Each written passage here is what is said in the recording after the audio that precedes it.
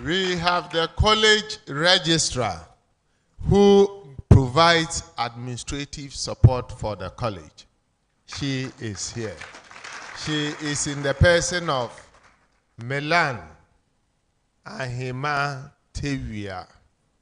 She is our college registrar. We have college finance officer who is responsible for all the financial issues in the college.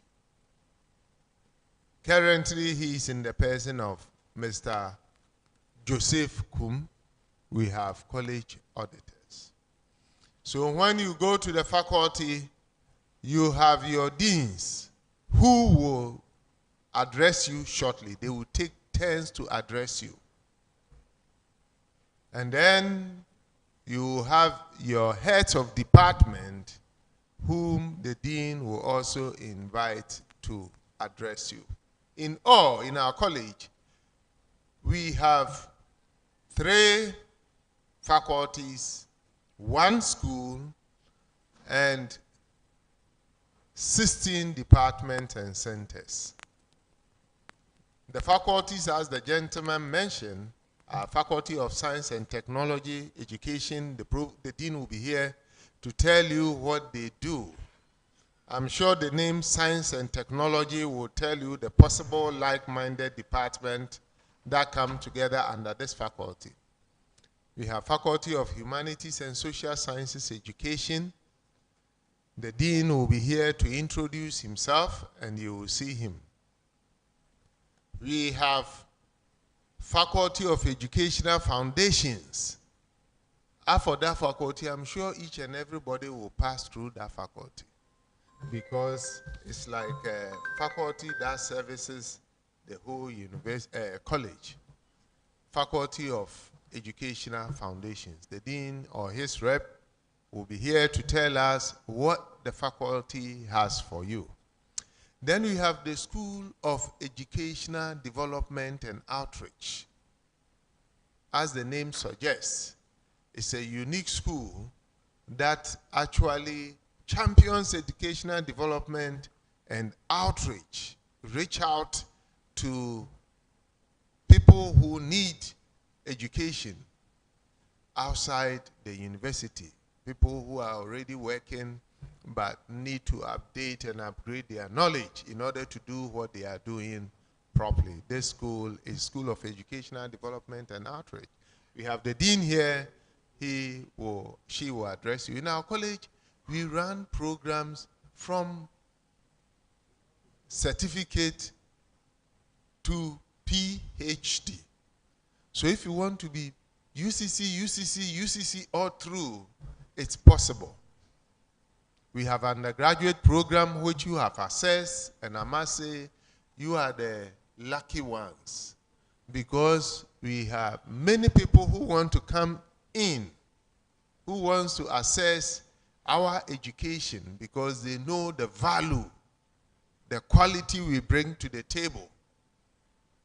But not all of them have been able to get access. So you are the special group of people who have had the access. And I said congratulations, I'll say congratulations again. So we have undergraduate programs which you are studying. We have postgraduate programs, masters, and PhD program. So if you want to obtain all your certificate here, it's possible. And as I said, our certificate has a lot of value because our practices, cultural practices, as far as academics are concerned, are consistent with world best practices. That is why today we are #1 in Ghana and West Africa, and our university is internationally accredited. On that note, I will invite the deans to take turns to tell you what they have, where their faculties can be located, and so on and so forth. For the provost office, how many of you have seen the building? How many of you have seen where the Provost office building is?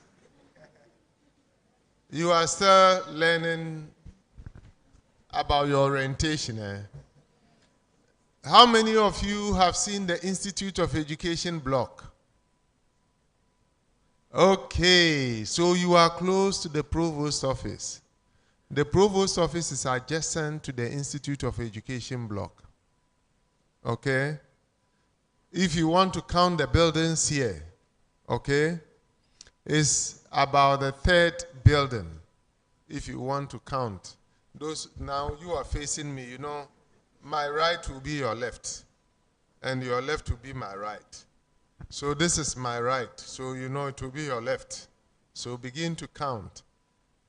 1 building here, 2 is a medical school building. The next on this line is the Provost's office. You are always welcome, but you can see the Provost when you have seen your head of department, your dean, and then the Provost. If you take the problem to head of department, he attempts, you are not happy, you can go to the dean. Dean attempts, you are not happy, you can come to Provost. Provost attempts, you are not happy, you can go to Pro-Vice Chancellor. Pro-Vice Chancellor attempts, you are not happy, you can go to Vice Chancellor. So, on that note, I will invite the dean to take turn. So I will give the mic to the MC to invite the deans. Thank you very much for the audience. Thank you very much, Professor. Thank you very much, Professor Provost. We have Faculty of Science and Technology Education, Professor D.T. Ejay. Clap for him.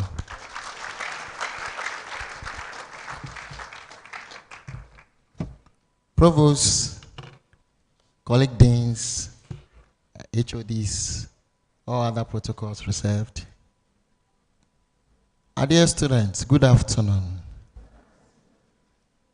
I hope you are not getting bored. Sometimes when you are doing only the hearing, you are not talking, the programs seem a little boring. But like the Provost has said and the SRC President has said, this is a very important program where we just have to listen. When there are opportunity to ask questions, you could ask your questions. Now, the Faculty of Science and Technology Education is one of the faculties in the College of Education Studies.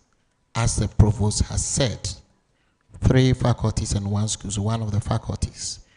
As the name suggests, is the Faculty of Science and Technology Education.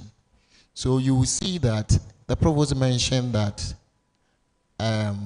like-minded departments or department with almost or one focus or related focuses come together to form the faculty. So we have a number of departments within the faculty. I'll mention them and I'll mention the heads of department. They are here. They will also get the opportunity to address you. But we also have the Dean's Office, so the Faculty of Science and Technology Education. At the management level is spearheaded by the Dean, so that is me. And then there's a Vice Dean. The Vice Dean, I'm not sure is here, but in the morning she was here. Her name is Dr. Patient Money. She was here throughout the morning session. And then we have the faculty officer, just as we have the college registrar at the college level. When you come down the faculty level, we have the faculty officer. And you have seen him in the person of Mr. Michael Aku Asare. So he is a faculty officer of the Faculty of Science and Technology Education. We have also examination officers. And in each of the departments, But above all, there's a faculty registration and examination officer. And he is also in the person of Dr. Deodat Otami. I'm told he was also here in the morning. So Dr. Charles Deodat Otami. Again, we have a faculty accountant. So just as we have the college finance officer at the faculty level, issues related with money, there is somebody in charge. And the person is Miss Eunice Kunedu. So at the faculty level, these are the members that are managing the faculty together with the HODs who are introduced very shortly. So the Vising, the faculty officer, the faculty registration and examination officer, and the faculty accountant. Now there are 4 departments, just as the names, all science, technology, maths, science related programs come together to form the faculty. So we have a department by name, Department of Vocational and Technical Education. VOTEC, are you here? Wave and let me see you. Those of you who are doing home economics, aha, you are all in VOTEC. That's one of the departments in the faculty. There are 4 of them. And the HOD is Dr. Manasi Amu. Is he here? Doc, can you? Yes. Then we have another department, the Department of Health, Physical Education, and Recreation. Normally we call PE, Physical Education. There's a department there. The short name is HYPER. And the HOD is Dr. Thomas Omenu. Can we see you? Okay, thank you very much. Then we have the Department of Science Education. Those of you into biology, physics, chemistry, biology, etc. in education, you are in the Department of Science Education. And that is also spearheaded by the head of department, Dr. Kenneth Edujemfi is also here. And then we have the Department of Mass and ICT Education, the department where the dean also belongs to. So all programs in mass and ICT education are housed in this particular department. The head of department is Dr. Christopher Yakwa. Okay, so I also he was here now. So Professor Yebiata is representing him here. So he will talk to you also. Now there are so many others. So these are your heads. We have a number of lecturers within the faculty. I'm sure when you start lectures, you see them. But together we have about 58 lecturers just within this faculty. And then we have also other members or other staff, about 16. Just like the provost said, all the departments run both undergraduate and then postgraduate program. So postgraduate simply means that when you are done with your first degree and you want to continue, you can come and do your master's. It's a postgraduate program. And then even if you finish and you still want to continue and be like me, you need to get a PhD. So that is also a postgraduate program. So all the departments run both undergraduate, like yourself, and then postgraduate, which is a master's and PhD. Last year, the total number of students in the faculty was about 3,048. That was last academic year. Now it has changed. With your numbers, I'm sure we'll be getting to around 4,500. So, and then we also have the sandwich. So apart from the regular program, we have also students in the sandwich. They come when school is closed during the holidays. Those who also want to further their education, they come. So they are workers. We call them the sandwich group. So the faculty runs both regular, like your case, and then sandwich. And so last year it was 3,048 for the regular, and then the sandwich we had about postgraduate 231 and undergraduate 26. Now, yes, undergraduate, normally our sandwich program does not employ a number of programs at the undergraduate level. So we don't have so many people coming. The location of the faculty. The faculty is located at the old site. How many of you have been to the old site? Old site, where Adeshe is, where Atlantic is, where Ugwa is. You see, it's not just these halls. We have also some other buildings. So the Faculty of Science and Technology largely is located at the old site. Those of you in Votech, most of the offices and then the administration is located in the building opposite Adeshe, that big one. There's Assembly Hall, and that corner there, Votech is largely located there. Hyper is located as you are climbing up next to the old administration block. There's a block there which leads a street outside to the main gate. After that block, there's another block there. Hyper, physical education, is largely located there. Department of Maths and ICT and Department of Science Education are all located in one building behind the Votech block or the restaurant. So there's a dish, there's a big block opposite. Behind that block, there are two other blocks. And then that's where we have the Department of Maths and ICT and then Department of Science Education and the Dean's Office. The Dean's Office is also located up there. We have a faculty library, and the library mainly, apart from the college library, there's a college library here at Science, but at the Faculty of Science and Technology Education, we also have a faculty library in this same block I'm talking about. And mostly, our focus is on science and technology, education, and literature.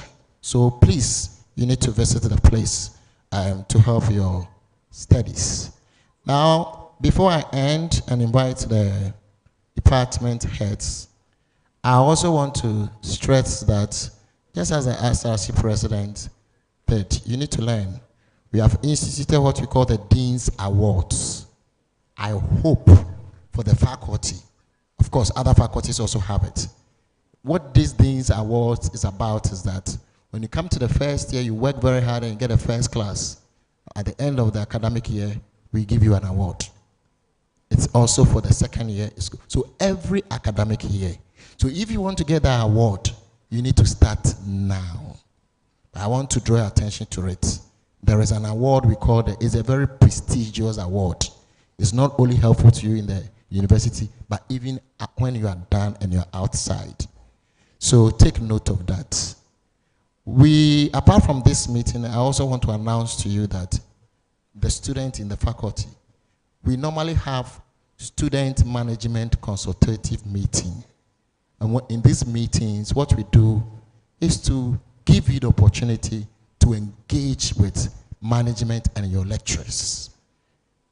And there, any question that is bothering your mind, you can say it. The faculty has organized or is organizing one on the 30th January this month. It's next week, Thursday, right?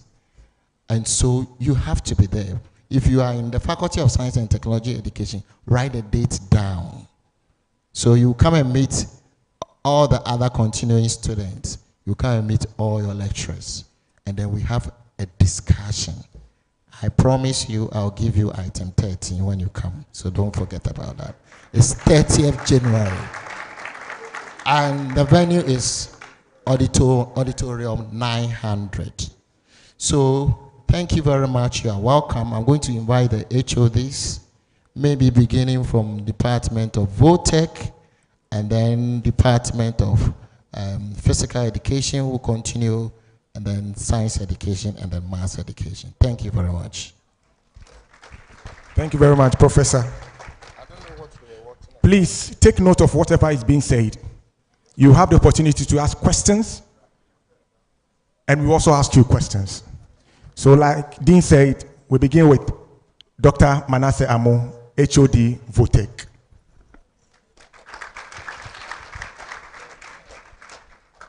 Two minutes, please, sir.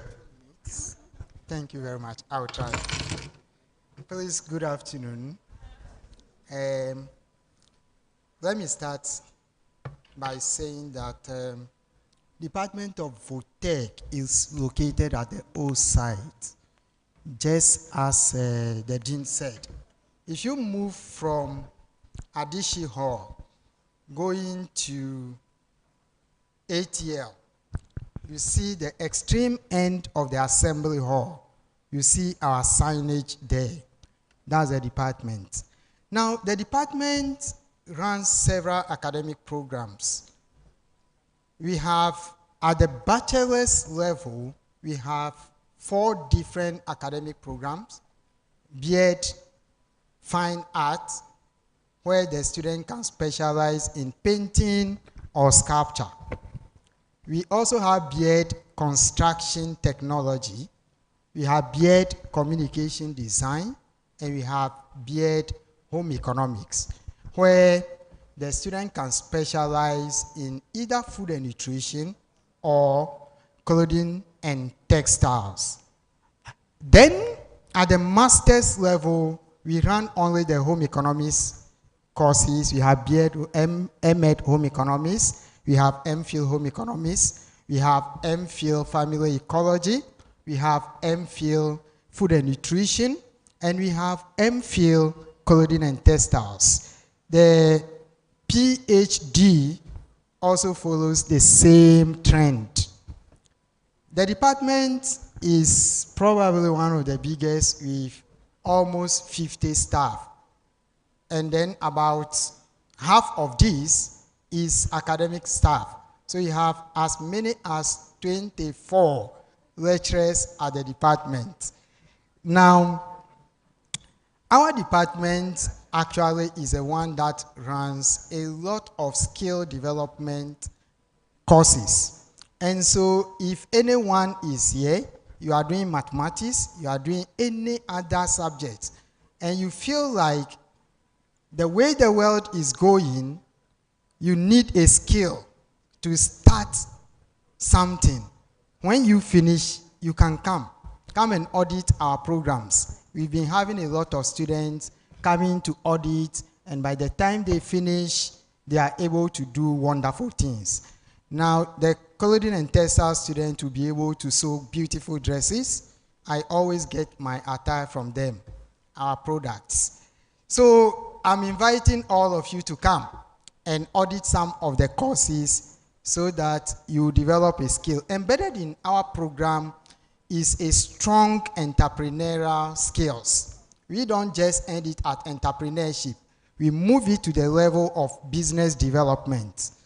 And so by the time you finish the course and the program, you are well grounded to start your own business in this era where unemployment is a major challenge.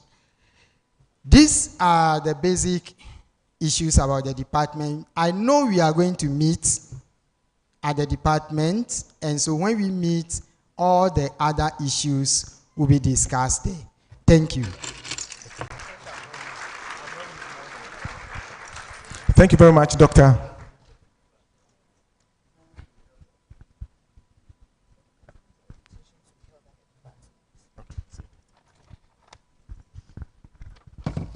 Good afternoon, ladies and gentlemen. So we'll call on the Dean for the School of Educational Development and Outreach to present the school. All departmental orientations will be held at the various departments. Thank you so much.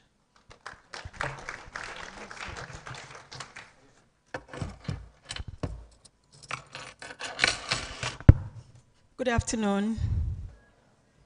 My name is Professor Christine Eduyeboa, the Dean for the School of Educational Development and Outreach, SEDO for short. So I'll depend a lot on the information my colleague Dean, Prof. DDAJ provided.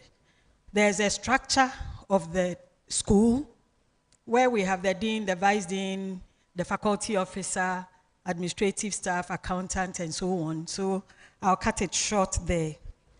And then we have 3 departments, but in our special case, we call them centers and institutes. The provost informed you that our school is a special one. It's a special in the sense that the name itself even tells you that we reach out of UCC campus to other places within Ghana. We work with colleges of education, other institutions where we use as study centers for teachers who may have a degree or not. You are here to do a degree. Some time ago, after a college of education or training college, you came out with a diploma. Until recently, people came out of the training college with a diploma. So those who want to upgrade to a degree, they use their vacations. When the colleges are on vacation, the universities are on vacation, we use the facilities to run those programs. We also reach out to people who want to improve their, not improve, but upgrade their teaching credentials. You will soon find out when you start going for your lectures that some of your lecturers don't have the educational qualification, which simply means that they haven't been prepared to teach as teachers, as professional teachers, as you are being trained to do. Some, when they went to university, did straight BA, BSc, and so on, without the education part. So they want to get that education credential to be able to teach as professional teachers. So we reach out to those people as well. Those in secondary schools, you know, some people in secondary school, in very critical areas, science, math, and so on, sometimes because these are critical areas, we don't have trained teachers. We get people who don't have the educational qualification or credential to teach the content. So for those people, we also reach out to them to give them that training, as well as those in the university. The lecturers who don't have the credential, programs also help them. That is why the name shows this outreach dimension, the School of Educational Development and Outreach. So I have explained briefly to you the meaning of the name and what it implies in terms of what we do. So the 3 centers, institutes that do these activities I have summarized to you are Center for Teacher Professional Development. That center will see to your professional, hands-on professional training. In the morning, you heard about internship, where you go out and practice how to teach. So you will be given some period in the course of your 4 years to learn how to teach. The Center for Teacher Professional Development is the center you will go to get this hands-on experience. The center also provides postgraduate diploma in education for secondary school teachers or teachers in other institutions that don't have the professional teaching credential I spoke to you about. So the center runs these 2 major activities, the field experience or internship program, as well as the postgraduate diploma in education. Then we have the Center for Teaching Support. The Center for Teaching Support supports lecturers and similar professional, I should call them teachers in higher education institutions that don't have the education credentials I have already described to you. So lecturers who want to learn how to teach better will get a master's degree from the center, Center for Teaching Support. Additionally, those we here, some of us, you know, were born before computer, and these days there's a lot of things we can do with the computer, how to use certain technologies to teach. So the center also helps even lecturers with the education background to teach better by giving workshops. Then we have the Institute of Education. The Institute of Education supports colleges of education. Remember, I told you that one of our outreach activities is to give training, kind of upgrading training to people who passed out of the training colleges with their diploma. So we also support the colleges of education by mentoring them. And at the moment, we have 16 colleges of education we are mentoring. We support them and act more or less like their curriculum partners in developing their curriculum, in running their examinations, and in giving certificates to the teachers who come out of the college. The Institute of Education, as I've already explained, also gives in-service training to people with diploma, certificate, who want to upgrade. At the same time, you know, some of you are going to learn how to teach in secondary schools. Some of you will also learn how to teach in basic schools, early childhood, primary, and JHS. The faculty, a particular faculty that does that will explain that to you. But the Institute of Education additionally helps teachers who want to teach in a secondary school. Imagine you learn how to teach in early childhood or basic school, JHS. Now you want to upgrade yourself to be able to teach in secondary school. So the Institute also does that upgrading program for the teachers. So at this point, I will introduce my directors. We call the heads of those centers and institute directors. If they are here, okay, so that's, please can you rise? The director for the Center for Teaching Support, that is Professor Kofi Ayebiata.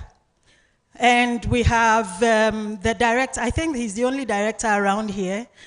We also have director for the Center for Teacher Professional Development in the person of Dr. Bernard Aqua. You will get to know him when you go to your department. And then for the Institute of Education, we have Professor Eric Anani as the director. So if there are any further things you need to know, our office is located within the building of the Institute of Education. I think some of you know the Institute of Education already. It's on this my right-hand side. So from this building, the second one is the School of Medical Science. The one moving towards the left direction, which is yellow, the yellow building, very much looks like a hotel building. That is the Institute of Education. And adjacent to that is the Provost's office. So the SEDO office is located within the Institute of Education building. You can pass by if you need further explanation. Thank you very much for your attention. Thank you very much, Prof. We now invite Reverend Professor Kankambu Edu, Dean, Faculty of Humanities and Social Sciences Education.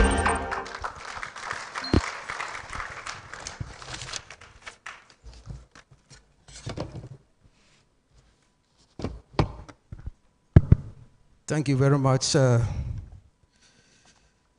MC, for having done the work of John the Baptist, preparing the way for the message to be proclaimed. I thank you very much. On a more serious note, I want to rest on the existing protocol. By extension, I want to ask 1, 2, 3 before I flow my information. This orientation has become very handy. 1, at your level, you used to have your headmaster, your headmistress. Here, you won't say headmistress, headmaster, but you say vice chancellor. Over there, you used to have your classrooms. So another level, you're not saying going to classroom, but we have lecture theater, not at the hospital anyway. And then you used to have your houses, house 1, house 2, house 3. Here, we don't say house 1. So you are going to your hall, Casford Hall, and all others. Casford Hall, ATL, but so ATL, Ogwa, Adeshi, and all that, so halls. And then you have your hall masters. Those days, senior house master. So you have your hall masters.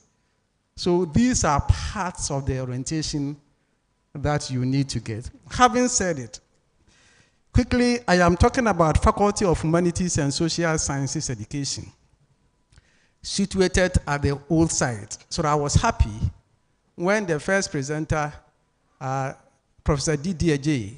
In fact, we are in the same block, down and they are up. So more or less, we are brothers. So most of the things being said, I will not stress them. But the key issue that I want to stress here, one, the Faculty of Humanities and Social Sciences Education, we have the Dean. And as the John the Baptist rightly pointed out, Reverend Professor Kankambodu is the Dean, and I have my Vice Dean in person of Dr. Bernard Seji Akwa. He doubles as director. You will see him when we meet. And then I have my faculty officer. My faculty officer is here, Mrs. Yes, Alice Dadzi. I have my faculty accountant. I think he's here to join. When he comes, he'll be introduced.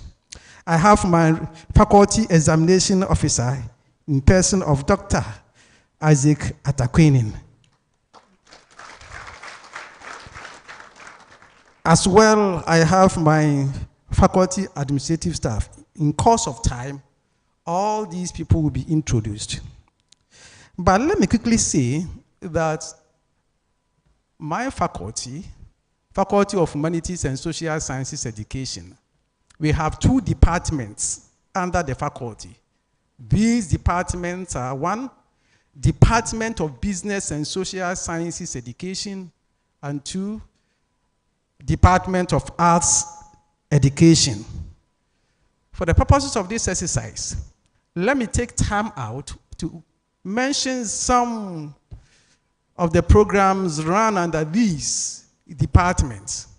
So if you're looking at Department of Business and Social Sciences Education, you're going to have 1, social studies. So you have, some of you have gained admission to pursue B.Ed Social Studies. That is your department. Some of you, social science education, which in specific terms will have, say, economics, geography, all these things put together, social science. And then we have accounting education.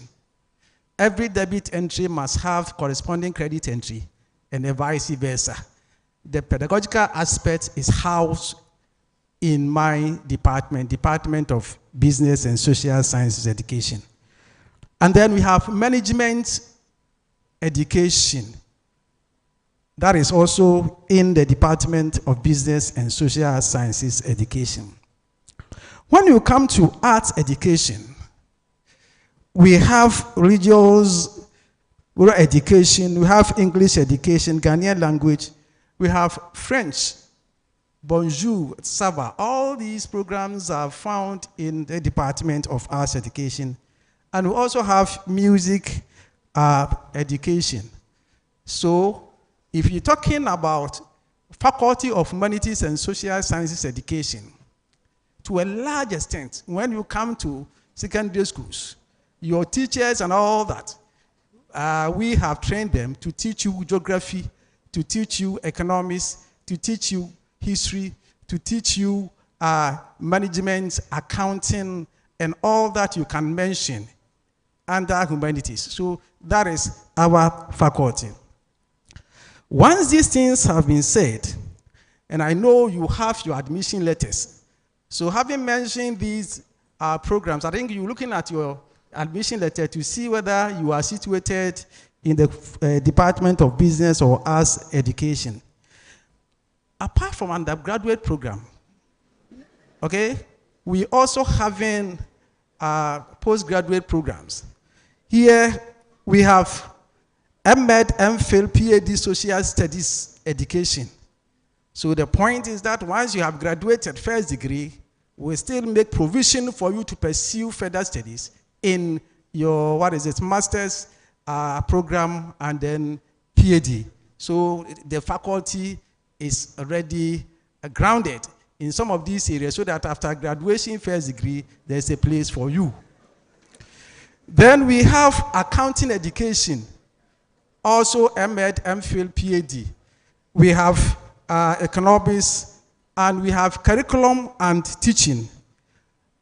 We also have religious and moral, Ghanaian language, French, and all that. All these programs, apart from first degree, we also having them at the postgraduate level, presupposing that you are in good hands, better areas that will support you to visualize and to actualize your dreams in terms of accounting, in terms of social studies, in terms of management, and all that you can think about.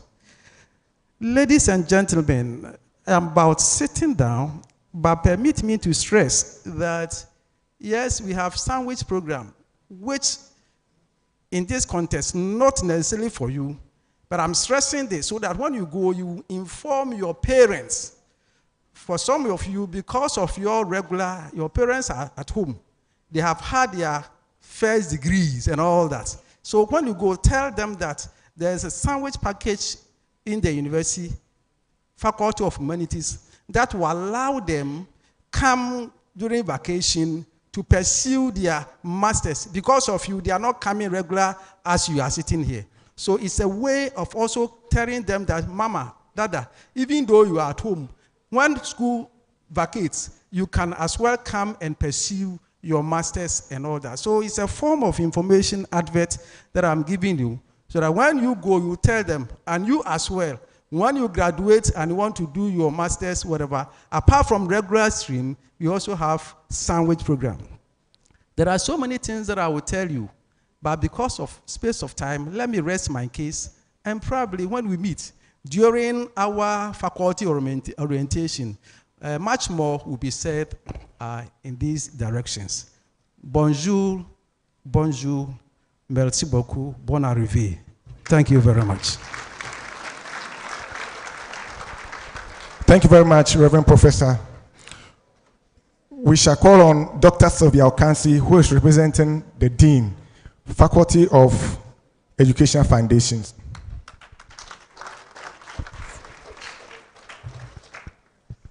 Good afternoon, and I'm happy it's been made clear to you that I'm standing in for the Dean of the Faculty of Education.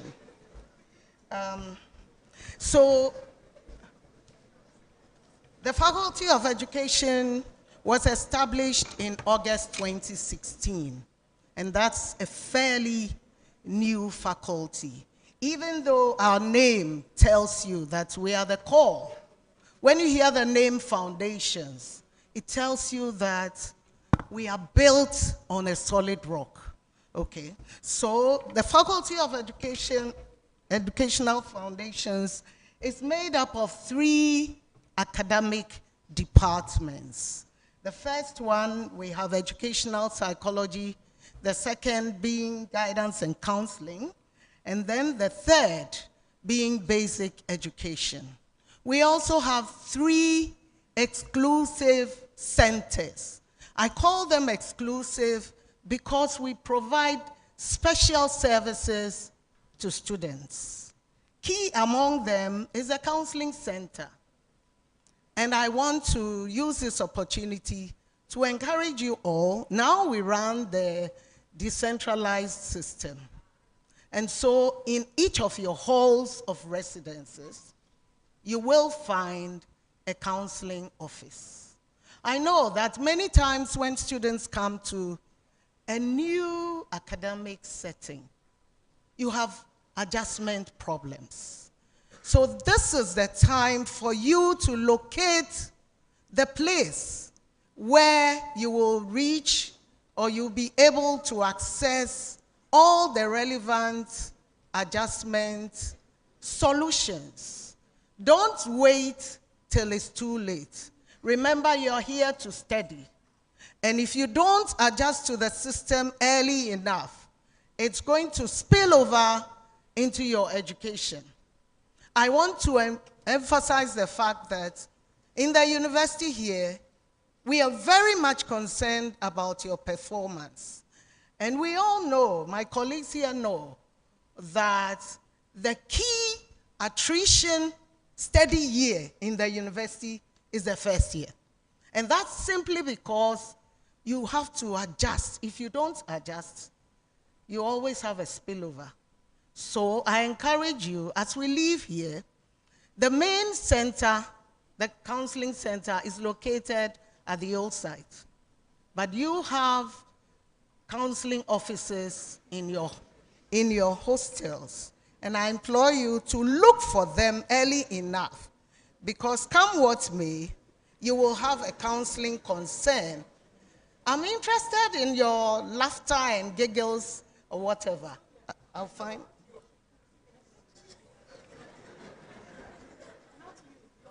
Oh, okay. Right, thank you. So aside the departments, we have the counseling center, and we also have the Center for Child Development Research and Referral, and then we have the Resource Center for Alternative Media and Assisted Service that we call ARCAMAT. We are found at the old site. Essentially, if you get to the old site and you locate the Kingdom Bookshop, you will find the Department of Guidance and Counseling and the Counseling Center, as well as the Department of Educational Psychology, on top or in the building of the Kingdom Bookshop. So that's easy to find. Now, in these three departments, we have as many as a total of 60 academic staff. When I talk about academic staff, I'm talking about heads of departments, lecturers, departmental and registration officers, and what have you. And we also have support staffs who attend to other basic needs. I'm talking to first-year students. I know one of the courses that first-year students often get anxious about is a BSc in psychology. How many of you are reading that course? BSc Psychology. Yes, BSc Psychology, show by hands. I know there are many of you here. Yes, thank you so much.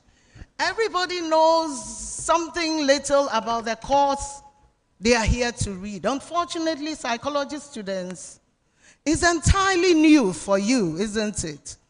And the thoughts alone about reading a completely new course gives you anxiety. But I'm here to encourage you that the course you've been offered is a very interesting course. You're going to be reading and learning about human behavior and why people think in certain ways. You'll find that all of us behave in certain ways. And so if you read psychology, you will learn a lot.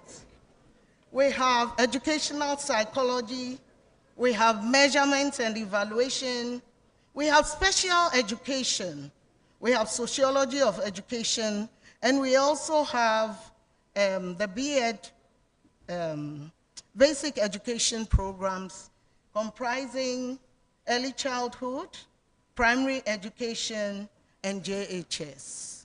I welcome you all to the University of Cape Coast. It's a rich environment focused on your academic development first, and then every other things follow. Don't be afraid to interact, to learn, to ask questions that bother you, because this is the beginning of a long academic journey. Enjoy UCC and take it away. Thank you. Thank you very much, Doctor. Thank you very much. We shall quickly call on the Provost of the college to give us a brief remark.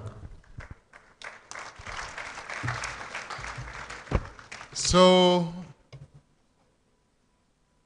you have a fair idea of your college. You do detailed orientation at your department. Make sure you do it. HODs, deans, we have to do departmental orientation. So you see more and hear more. I know that some of you might have been brought into education because you didn't get what you want. But I'm telling you, you are in the best program. Me, I'm hoping and working hard to go to heaven. If I go to heaven, I come back, I'm choosing education. I won't change it. Your friends will tell you, those of you in the accounting, business, even mathematics and what have you, we train the student and industry pick them. You know why? Because of the exposure to the psychology and how to manage human beings. We train them and industry picks them because of what they go through in education. So, I'm reminding you once again that you are in the best program. If you have done, you are doing B.Ed accounting, it doesn't mean that industry will not be interested in you. No. So, once again, I'm telling you, you are in the best program because you are versatile. You can move to different spaces. But those who are outside education tomorrow, if they decide to be educators, they have to go back to school. You just progress. So, we once again welcome you to our college. We wish you all the best in your studies. And remember that we are here to make sure that your experience in the college will be great. The next team is here, and they are going to give you something very important. SEGRAD. They are interested in issues about sexual harassment. So they are here to give you orientation so that you know how to carry yourself. Thank you.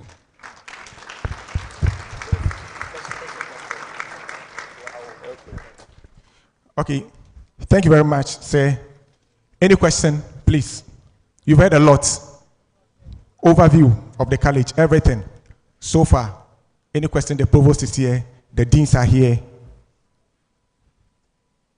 Something bothering you? 1, 2, 3. Please come forward.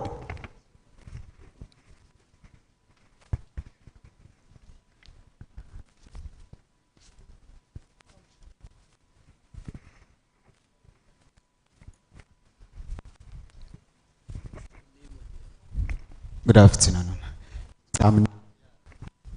I have 2 questions. Please, I learned that it's given based on our academic performance from our SHS. But here, like the case, I'm offering B.Ed in art, where I did jog and government and other stuff.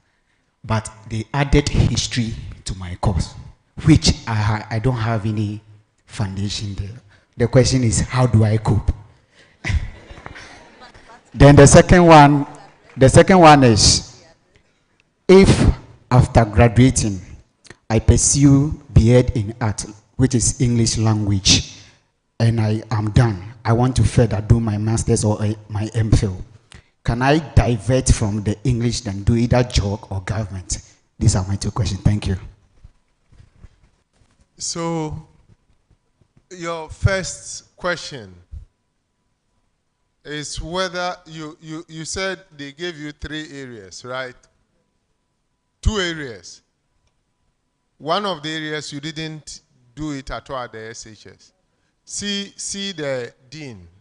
See your HOD and dean. They will resolve the matter with you. So you don't have background at all. There are certain areas like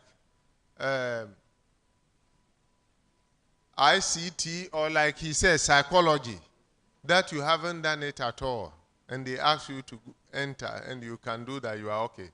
But this one, what I'm hearing is that he hasn't done history at all, but history has been added.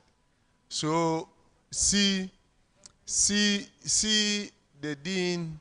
Some of these things, orientation at the departmental level, will deal with them.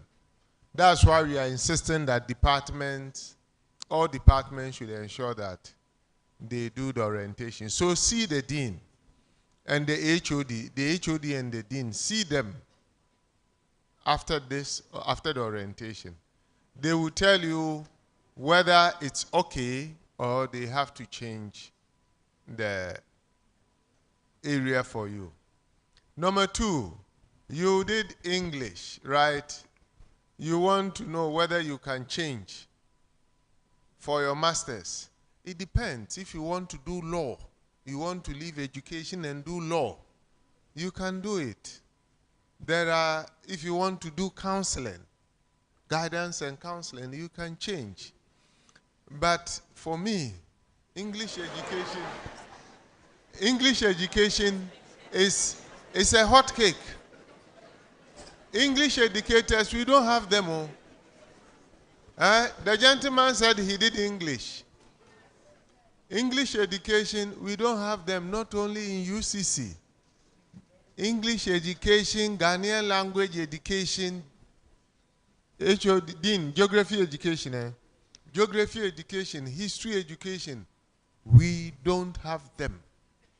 So if you progress and you are doctor in this area and you bring your form, we will appoint you and give you appointment immediately because we don't have them. So if I'm able to survive English education and I get a good class, of course, we all have our choices. We have good reasons for making our choices.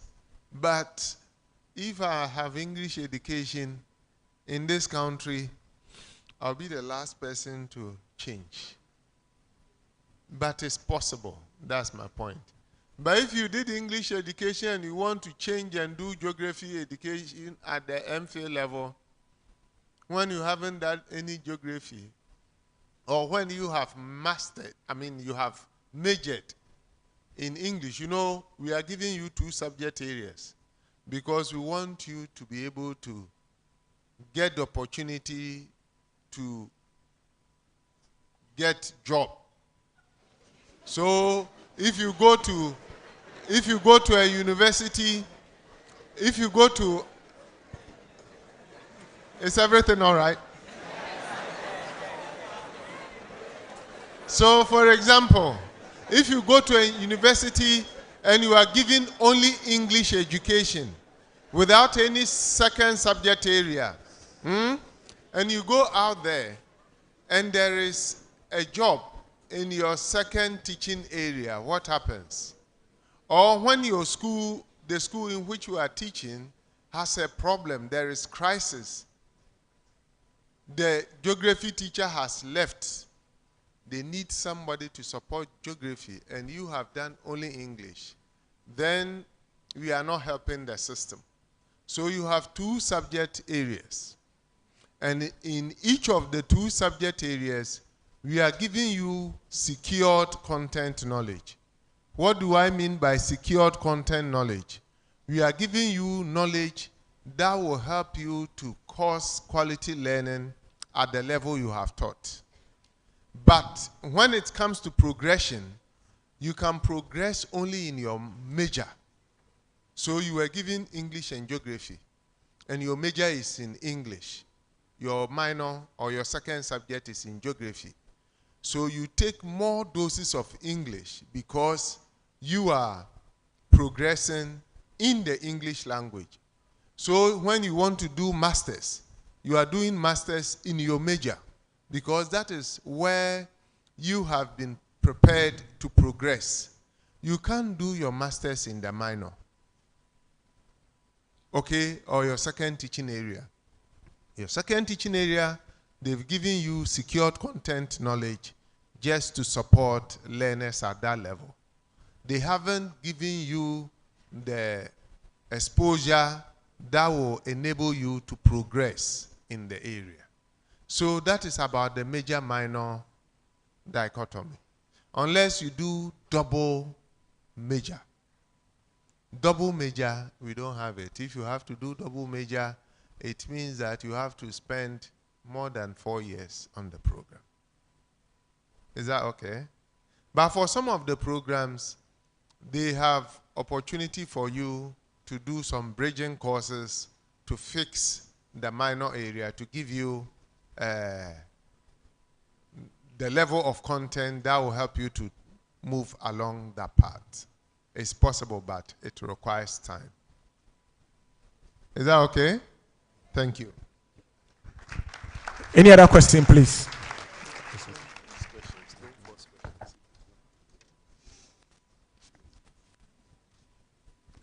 Thank you very much, Professor. We will now call on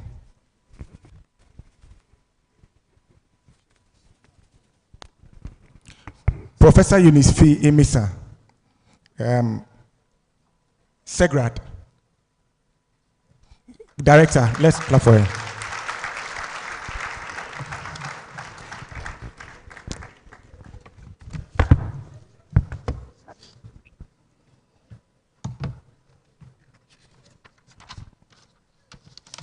A very good afternoon to you all. I didn't hear you. Good afternoon. How are you?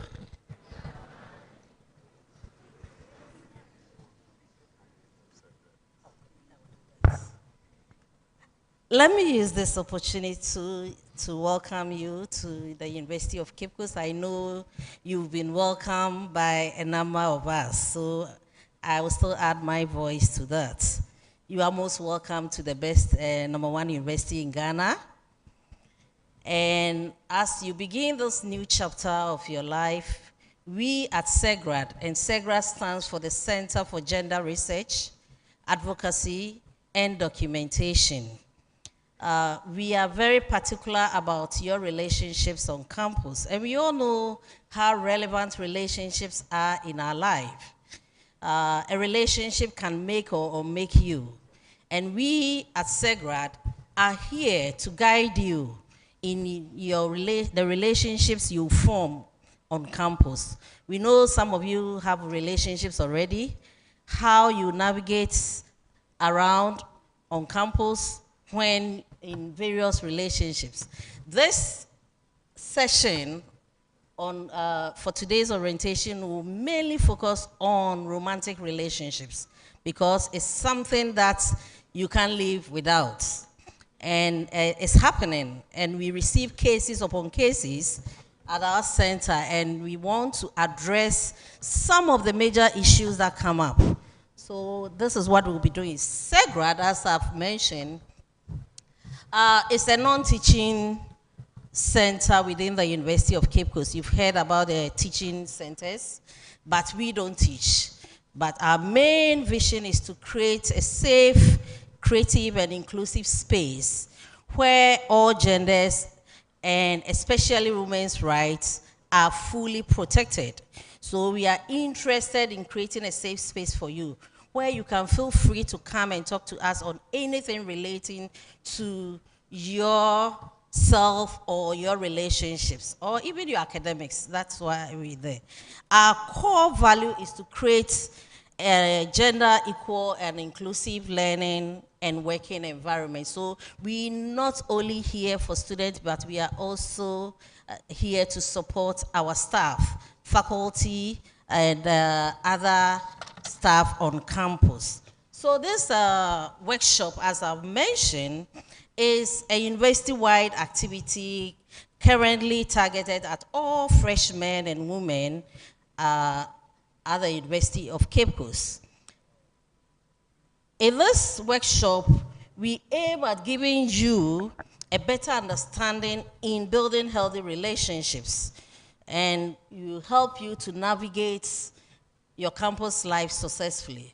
So for us to do this work very well and for you to relate to some of the issues, we normally bring along our facilitators. And these facilitators are students like yourself. And we believe that when your own peers talk to you, it sinks much better than we do. So with me this afternoon is Ms. Kumba Tamba, who will do the discussion, or she will lead the discussion with you. So please, let's invite Kumba Tamba. Good afternoon, everyone. Like Prof said, I'm a student just like you. My name is Kumba Tamba, and I'll be continue from where Prof left off. And so this session is a tidbit session, Campus Life Tidbit. And this session is just to orient you, fresh students and undergraduate students, on, like Prof said, your relationship, how to manage your relationship life on campus, especially your romantic relationships.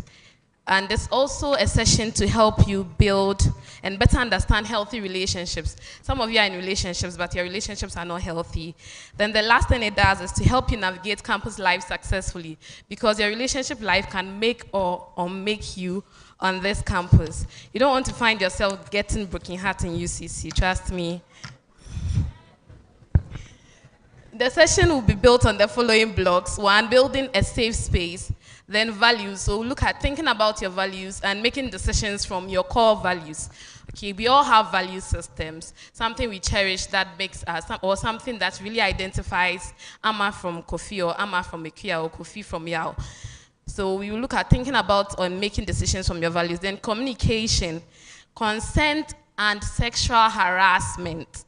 Please, when you get to that session, pay key attention, and its prevention. Then digital technology, we know we are in a digital world, right? At least since 2019, we all have a feel of the digital world. Then we'll also share some resources with you. Now, I'd like you to know that confidentiality is assured at SEGRAD. If you come see us, there is no way that your roommate, your program mate, your lecturer, your parent is going to hear about anything you discuss with us, even if, especially when you tell us not to tell them, right? But without, whether you tell us not to tell them or tell us to tell them, your confidentiality is assured. So we want all of you to understand that at any time, male, female, walk to SEGRAD. SEGRAD is located at CALC, the CA Aka Lecture Theatre or Lecture Complex, just behind us. The very big, large, huge building, okay, just behind us. So that is where SEGRAD is located. It's at the last floor. When you go, you see SEGRAD boldly written on it. So please, confidentiality is assured. Do not be afraid to approach us. If you are being harassed by a lecturer or a TA, a course mate, a student leader, do not be afraid to approach us. Your confidentiality is assured. We won't mention your name, we won't disclose your identity. SEGRAD is a safe space. Please say SEGRAD is a safe space. Yes, and I trust that you believe it. So we are going to talk about building a healthy, fun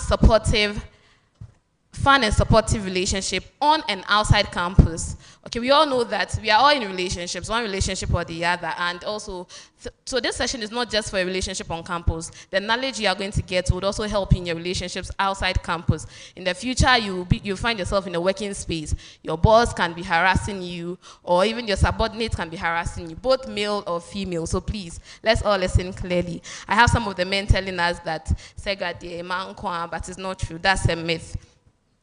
We all have been or will have a relationship. So especially on campus now, the first relationship you may have established with someone is roommate to roommate relationship, coursemate to coursemate relationship. That is if you have identified your coursemate yet. Then boyfriend, girlfriend relationship. Yes. And, and then lecturer-student relationship. Then I've mentioned roommate-roommate relationship, right? So these are some of the relationships that you form on campus. I talked about making decisions from your core values.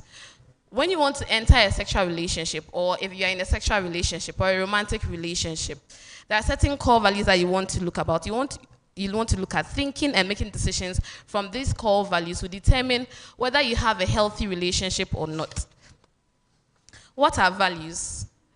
Values are what one prioritizes in life, or one's idea of desirable conditions of life that are important to us.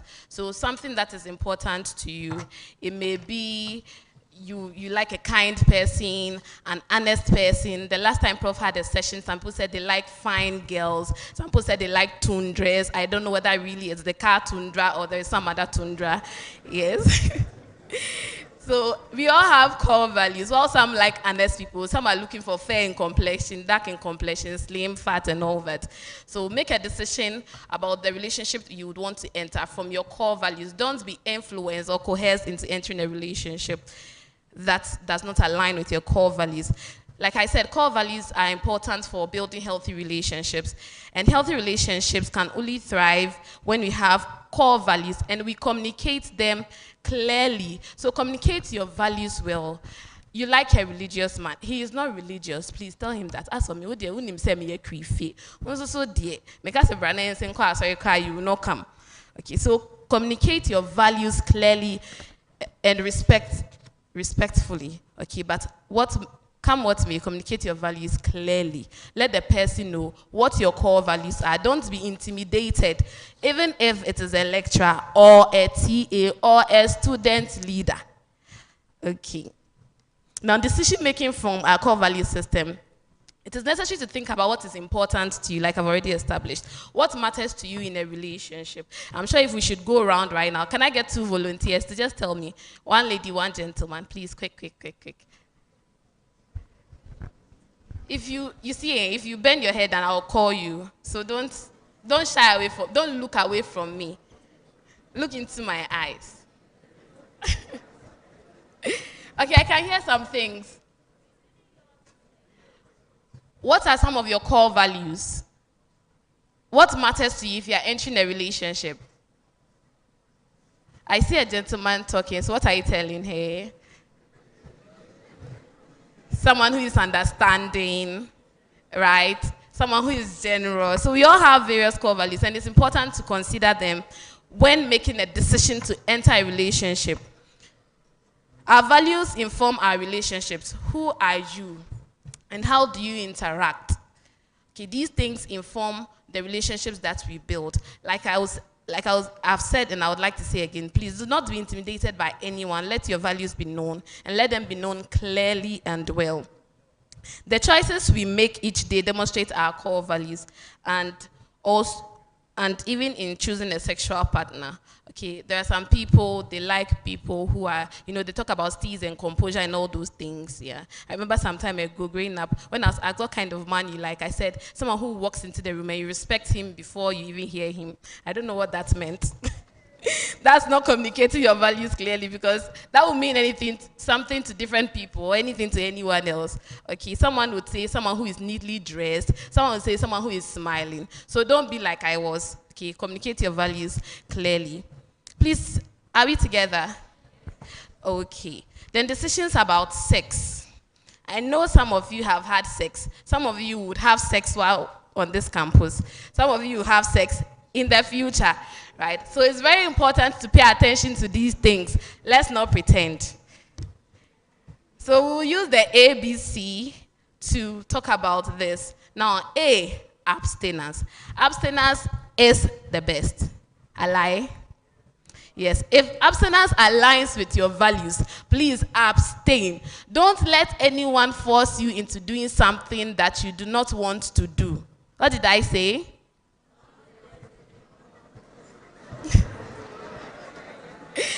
Okay, so abstinence, if your value is to abstain, you know where you are coming from, you know where you want to get to.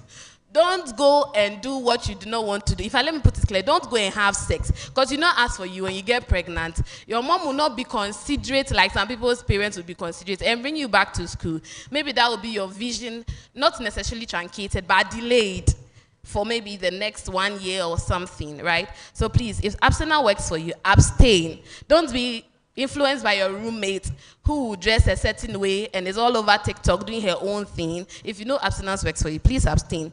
Then be faithful to your partner. B is be faithful. When I'm done, I'll ask you the ABC, so please, all of you remember. Be faithful to your partner if you want to be sexually active. You see, there are a lot of benefits to being faithful, like prevention from getting STI. If you are doing A, B, C, D, like 1, 2, 3, you will not know who even gave it to you. Now, if we want to play safe, we have to track. Some of you, if we track some, we may even have to go to SHS. So C, protect yourselves, use a condom, okay? Practice safe sex. Then before you engage in sexual activity, we are employing you to consider these things. How the decision aligns with your values. I've said that. The relationship status, is it casual? Is it a long term?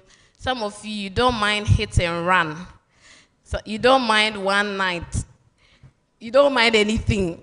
But some people mind where they are going to. They want to work with a woman of vision or a man of vision. You know that you don't want to enter a relationship where we don't know what you are going to see. I like you, let's just try something and see if it works out, it works out. Someone doesn't like that. If you don't like that, communicate it. There are some people who are fine. They don't mind dating like 5 people before they settle. Or, they just don't mind. So would that decision align with your value?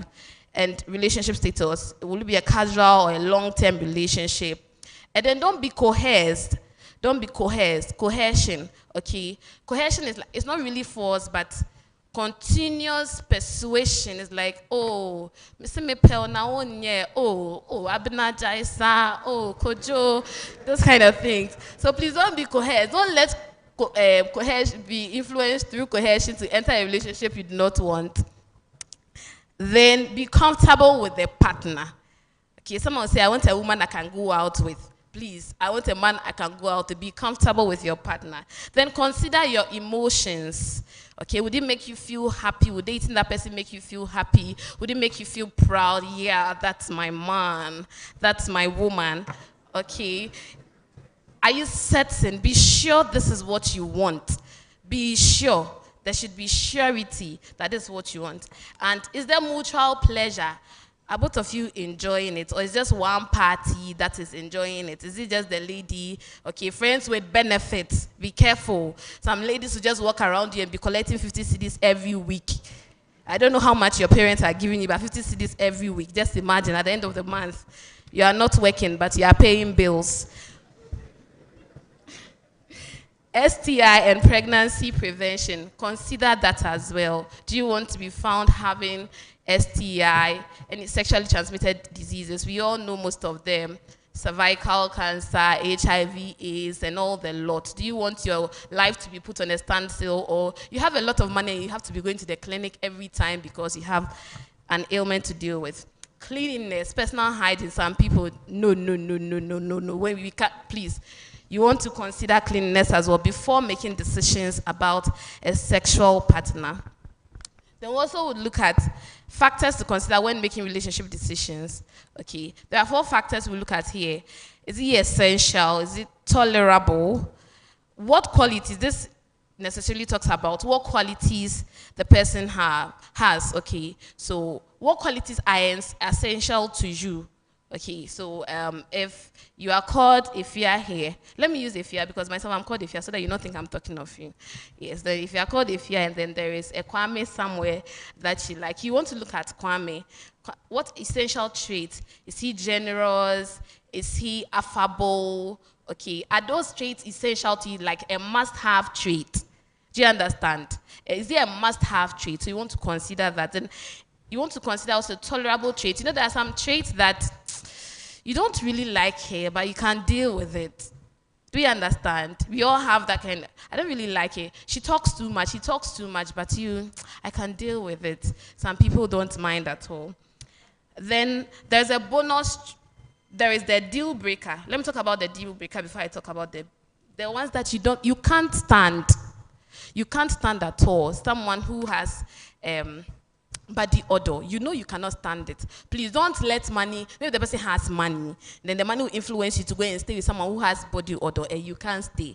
So consider these things. What are deal breakers for you? If you are the person who is very stingy, you can't deal with it, please. Don't be forced to enter a relationship with a stingy person if you can't deal with it. Then we have bonus traits that you might not have thought about, but the person has it.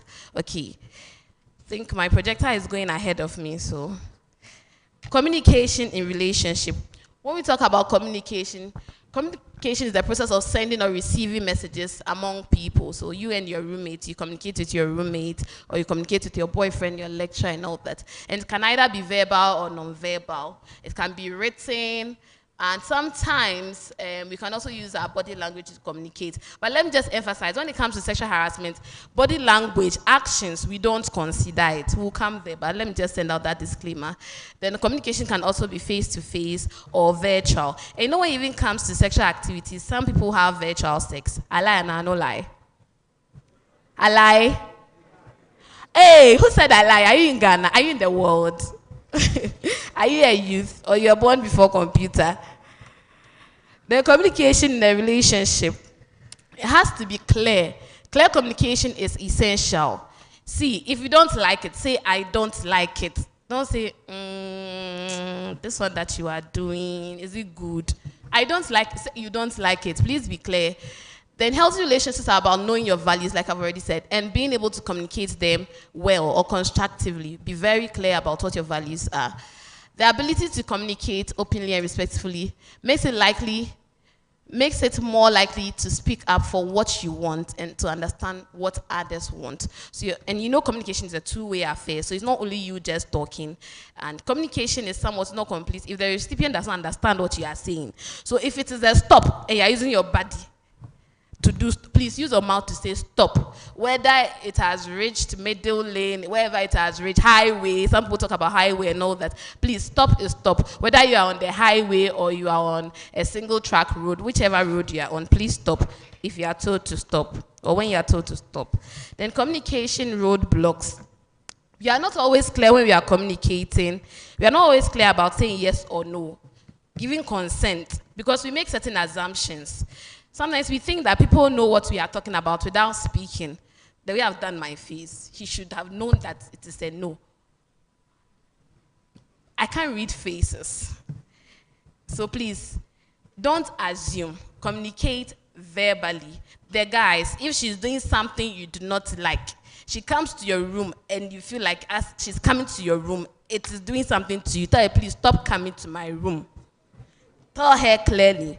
Don't enjoy it and then go and do something and say, she was coming to my room and she was dressed this way. She had worn a certain dress and it was too short and she was showing cleavage and all that. Please, it's no excuse. So be clear in your communication. Do not assume that people can read your gestures. Then sometimes we assume that people know how we are feeling without expressing it. He knows I'm sad. He knows that when he's talking to a queer, I don't like it.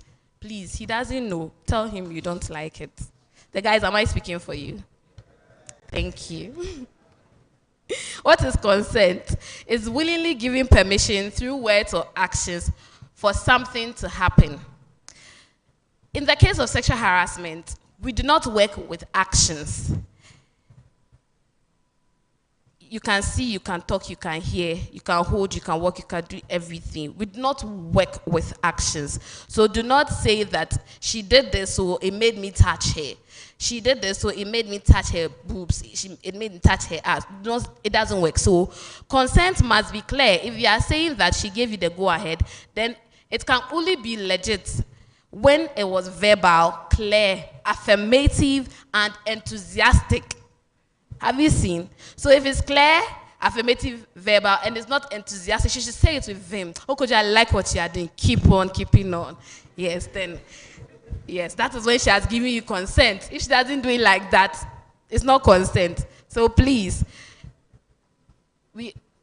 there are just a few exceptions for persons with disability. But as we are all here, I don't see any persons with disability. So consent with action does not apply to you. What did I say? Yes, say it doesn't apply to me. You say consent with action does not with action does not apply to me. You are not saying the gentleman. Let me just remind you that under SEGRA there is a sexual harassment committee, or the university has a sexual harassment committee. So if you are thinking that we are playing here, we are not playing, we are very serious. Then consent must be informed and explicitly stated. For consent to be considered valid, it is essential that both parties are involved in the process and there's no impairment of judgment. There should be no doubt that she consented or he consented to it. Okay, if you go and stand before someone, it should be clear that you consented, and it can only be clear that you consented it. Did she say yes? That's the first question we all ask you. Did she say yes? Did he say yes? So please, consent is not valid if both parties involved possess a form of impairment. And silence is not consent. Can you say silence is not consent? We are taking our time to tell you these things because maybe when you come to the sexual harassment committee, we will not have time to now educate you because we know that we did that at orientation. If at any time consent is withdrawn, the conduct must stop immediately. Immediately. So the guys who are found out saying that we started and where we have reached, madam, where we got to the point, she said no. No reasonable person will say that I should have withdrawn. Please, if you if you are in the sky, wherever you are, in the sea, no matter how fast your boat or your car is going, if she says stop, just stop. Stop means stop.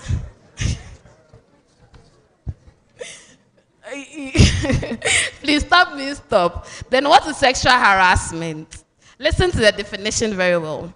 Any unwelcome sexual advances, requests for sexual favors, and other verbal or physical conduct of a sexual nature, whether on a one-time basis or a series of incidents that might cause offense, humiliation, awkwardness, or embarrassment, or that might reasonably be conceived as placing a condition of a sexual nature on employment, opportunity for promotion, or grades. And you see that grades is underlined because in your case, you are not staff of the university. So grades. So any of these things, unwelcome sexual advances, one, you can jot them. Requests for sexual favors. Oh, come and sleep with me, I'll give you A. I can assure you that no lecturer will give you A because you had an affair with him. Take it from me. You would have done free service. And other verbal or physical conduct. So verbal, hey, they are looking there, they lick your lips. If she's offended, it's sexual harassment. Whether on a one-time basis, whether, I just did this one, I just said it once. Oh, madam, in fact, please, it doesn't matter whether it is. It doesn't matter whether it is once or it is continuous. And that it might cause offense. So it's the person who determines, because the person is the one who is likely to be humiliated or offended, or awkwardness or embarrassment. Sometimes you pass unnecessary compliments. If the lady does not like compliments, please don't compliment her. It's not by force. If you realize that you compliment a lady consistently and she doesn't like it, she tells you she doesn't like it, stop it because she can report you and you'll be in good trouble. Or might reasonably be conceived as placing a condition of a sexual nature. So a student leader will come to you, oh, let's do something together. When I'll help you become maybe JCRC secretary, JCRC rep 1, or SRC coordinating secretary. Please, it's not far-fetched. So don't be looking at my face like, it's not far-fetched. It can happen. Okay, so please, be cautious while out there. Then the elements of sexual harassment is the receiver's interpretation. The person at the receiving end, the person who is the one who determines. So if the behavior is unwanted and or is sexual in nature, It's the receiver who determines. So, my gentlemen, just be saved. Nobody is coming for your head. SEGRAD is not coming after you. SEGRAD actually wants to protect you. That is why we are telling you this. Because you never know that what you are doing that you think that is making her happy. One day she'll sleep and wake up and she had a bad dream and she'll say, no, what you've been doing, I don't like it, I'm going to report you. So please, the receiver's interpretation. So be careful out there. Then we also look at the harasser's intention to humiliate, demean, or extract favors. Yesterday, I was somewhere and someone passed a very humiliating comment. It was not to me, so I didn't say anything about it. And the person whom it was passed to just walked away. I'm not the offender, so I cannot be offended for the offender. For the offendee, sorry. So I was not the one who was offended. I cannot be offended for her. So she's the only one who can tell whether she was happy about it or not. But from her demeanor, I felt she was not happy. She said that, Osha Oba now see her, met me echi. Say met me echi. And I said, I want to mean chi. Ah, nenye ya ne bechi. Only hina ne bechi. Then we look at the harasser's intention to humiliate, demean, or extract favors. So if any TA, hear me out, or if any TA comes to you and tells you that I'll give you the questions for the quiz, it's a lie. So sleep with me or let me touch you. We are not saying things out of context. All what we are saying, we know they've been happening, so we are advising you. Then the effect, what does it cause? Physical damage or emotional injury.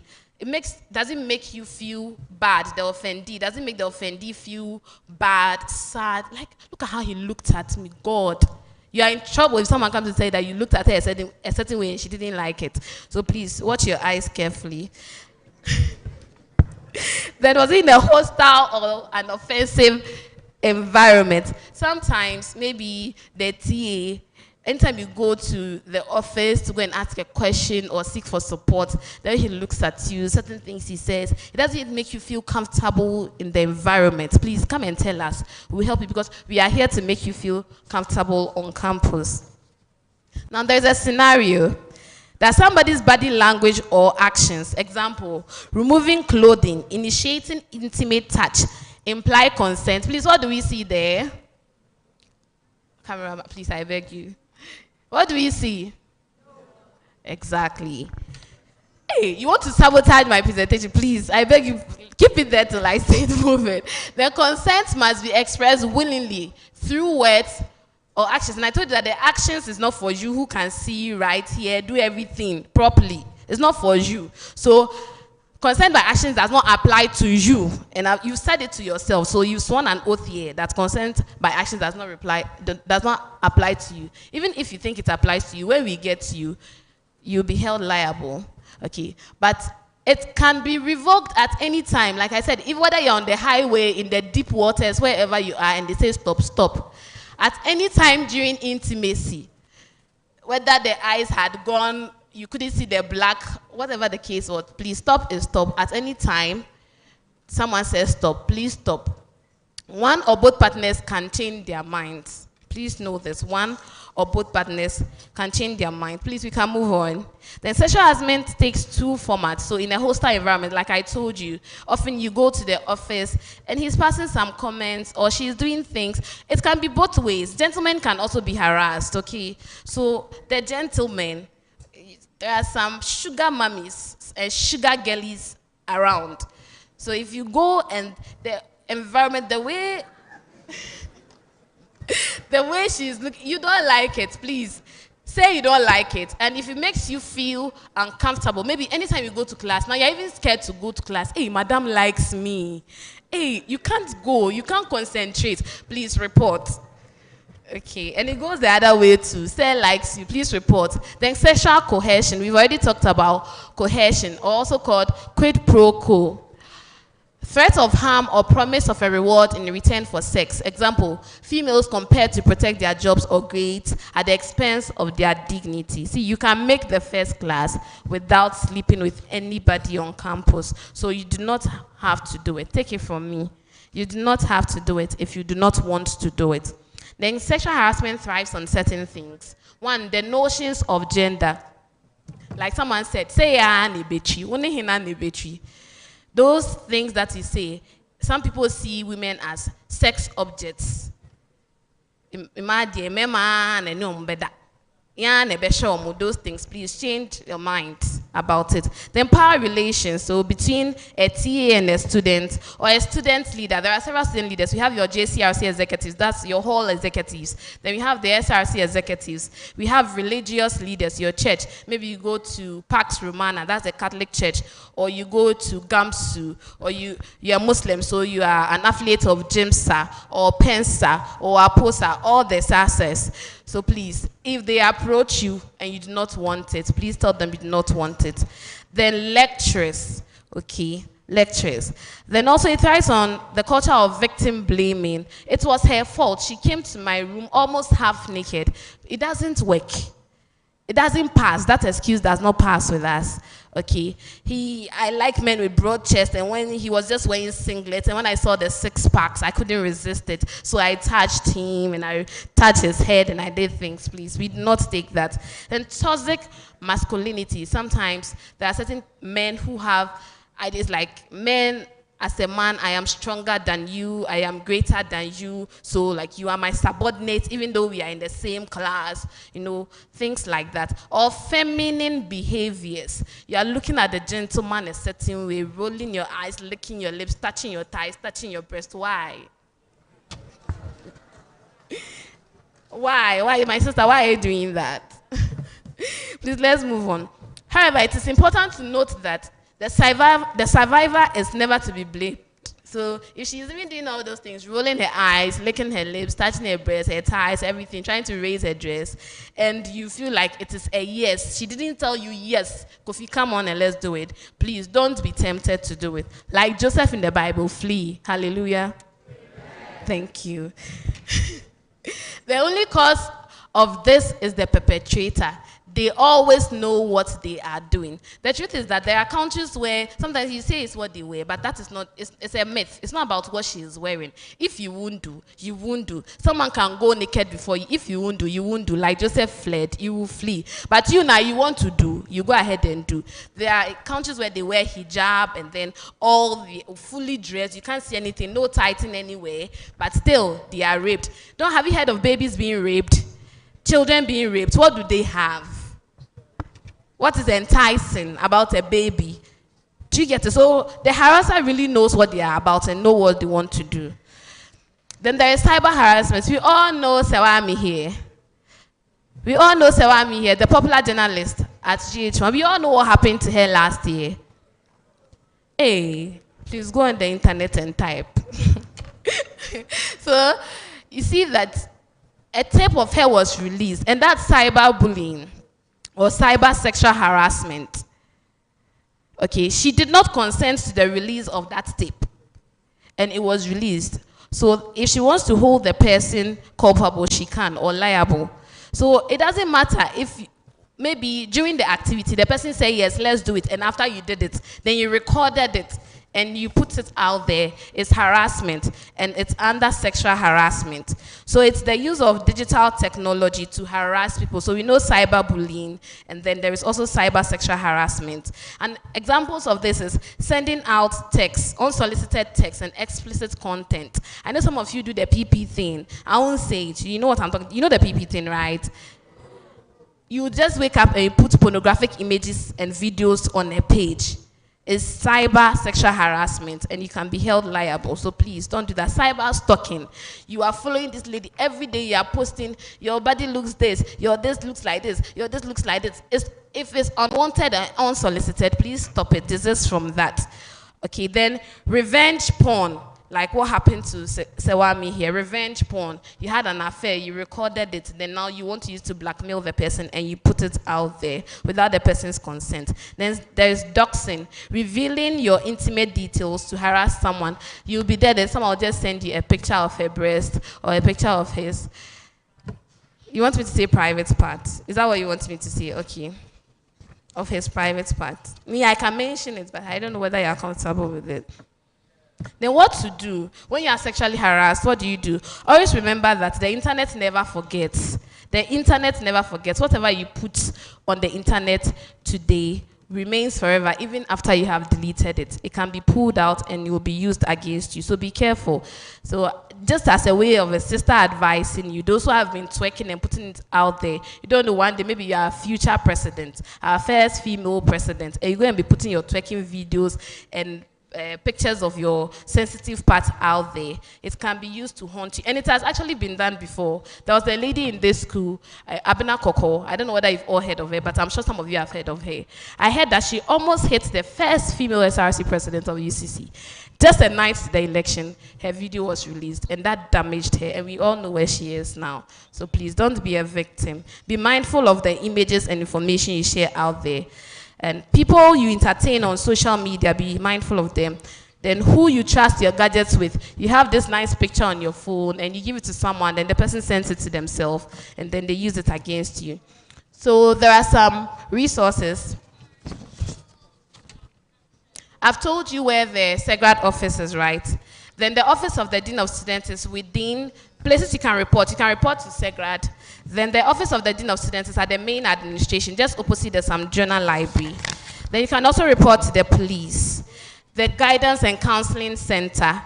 I think one of our presenters here mentioned it. So you can report to the Guidance and Counseling Center. You can also go to the UCC hospital at Old Site and report. There is a Sexual Harassment Committee that is hosted by SEGRAD. You can report to us. Then the Department of Psychological Medicine and Mental Health. Students' Financial Services. Then off-campus places. So UCC has a police station, okay? It's also at Old Site, just very down, almost close to the roadside. Then you can also report off-campus places, police and Tvucc, SRAJ, I'm sure most of you know SRAJ. Then the Gender Department, PPAG, CCTA, that's the Cape Coast Teaching Hospital, the Metro Hospital, Bedingate Marie Curie, I think it's a hospital, Bedingate is a hospital, you can report there. Then there is the Kwapro and Amamoma Chips compound. But as students, I recommend that you report to the on-campus places. Then remember, you are vulnerable, all of us, male, female, you are vulnerable. Okay, you can also report to any of the facilitators. So you can report to me. Don't worry, your information is safe with me.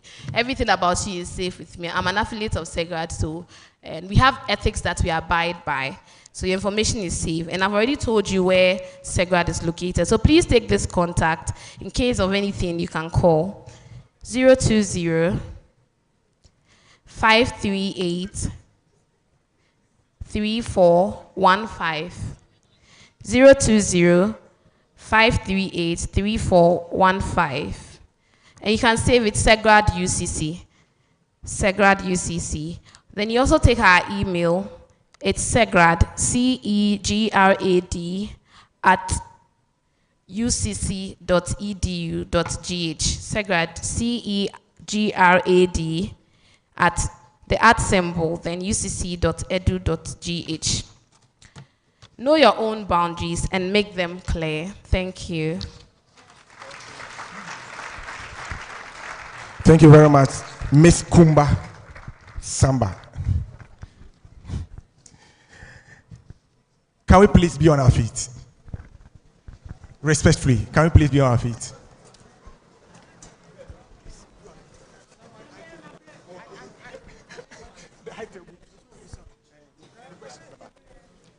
Let's stretch more. Shake your body. Shake your body. Shake your body.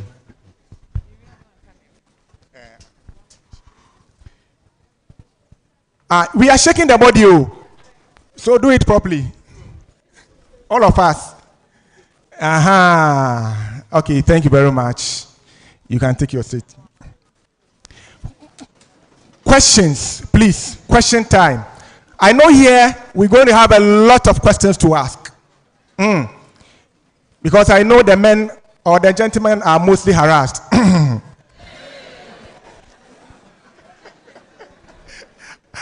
Why, are they lying? Okay, question time. She said a lot from Prof to Kumba.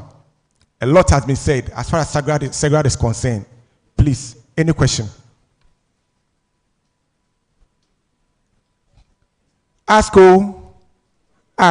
The gentleman, I know you are mostly harassed, so please ask questions.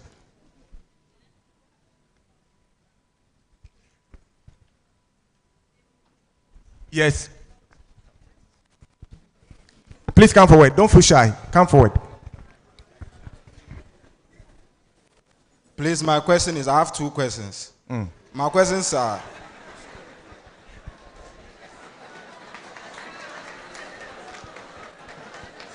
okay. I'm Gideon Akoja. Okay. Please, my questions are, in a situation where maybe both of you, the boy and the girl, you are in a private place, then maybe the girl finally... We don't have boys here. We don't have boys and girls here. Okay, the men. Okay. Men and ladies. Okay.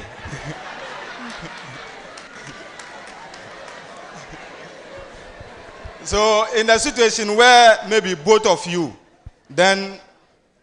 give each other the concept, you have each other's concept, then finally maybe it happened or whatever happened, then later on something happened between you and the person.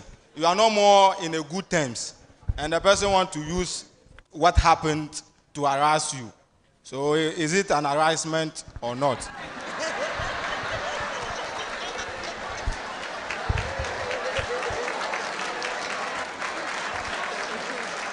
Okay. Then please, my second question is,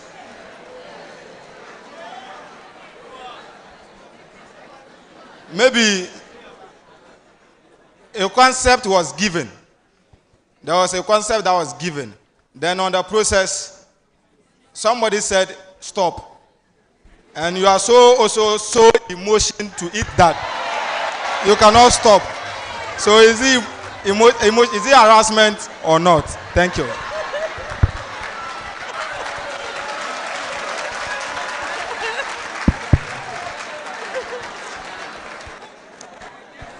Okay, I know this is not the first time this question is coming up. And interestingly, it always comes from the men. Because we know how difficult it is for you to stop on the motorway. We know. But it's not impossible. It's possible to stop, but it's difficult to stop. So we are saying that consent can be withdrawn at any time. And when it's withdrawn, the action must stop and cease. Because if you don't stop, you can be accused of what? Harassment. So as men, we need to learn how to regulate ourselves. Because everything starts here.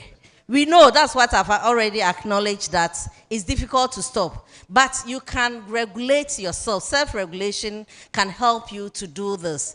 And for example, someone said if you are driving on the motorway at top speed, 120 miles per hour, and you are told stop, immediately you stop, you have an accident. It's true. It's true, you have an accident. But gradually, you can reduce your speed gradually and move to the right wing and stop. So if you know when you stop, you have an accident, gradually do that and stop. The idea is that you stop. You have to stop. There should be indication that you are trying to what? Stop. But if stop and then you are not stopping. So at least give the indication that you are stopping, and that will not be considered as harassment.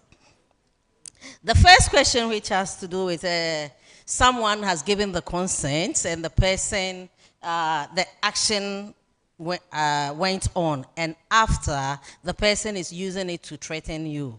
You know, when you report of sexual harassment, we don't immediately give verdict that, oh, you harassed her, so punishment is melted out to you. No. We investigate, and investigation goes on for a period of time. We invite all of you, and at times witnesses, to come and give evidence. And if you have any evidence, if there's a message, the person has sent a message, oh, I want an action to go on.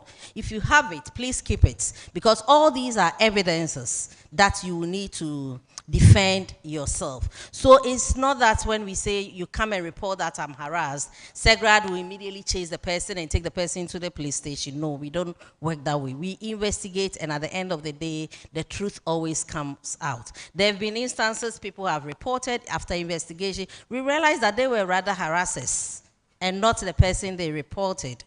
So what we're trying to encourage is that you come and report, because if you don't report, it has its own consequences or effects on your academic performance. Thank you. Any other questions? I'm Patrick Auku, doing the course Behead Com Design. So in case you meet a lady and you think you like her or develop some feelings for her, what should be the first thing to do, if I may know? Thank you.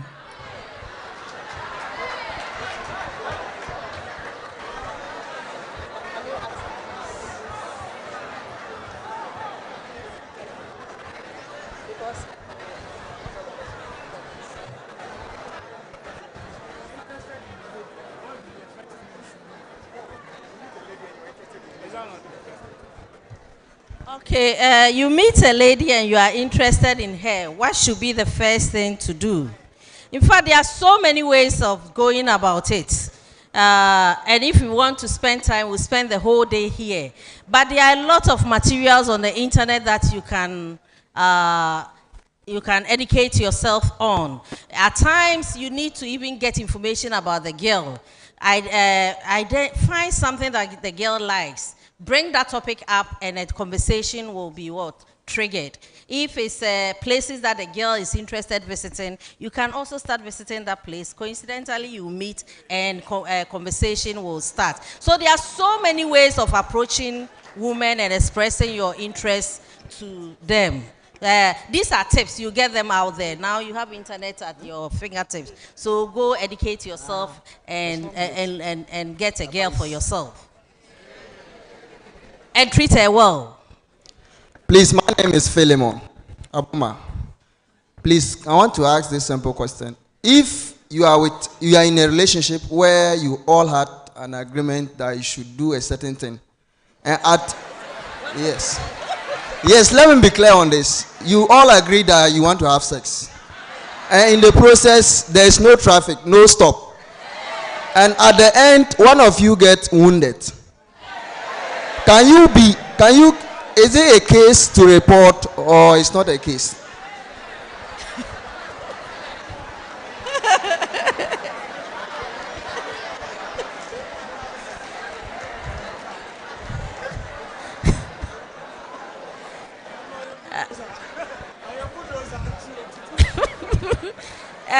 Patrick, you said your name is Patrick, and I'm wondering what kind of activity will lead to injury during sex. But if there's consent and one is injured, it cannot be reported as harassment because there's consent. But please, I don't know how realistic an injury can occur during the act.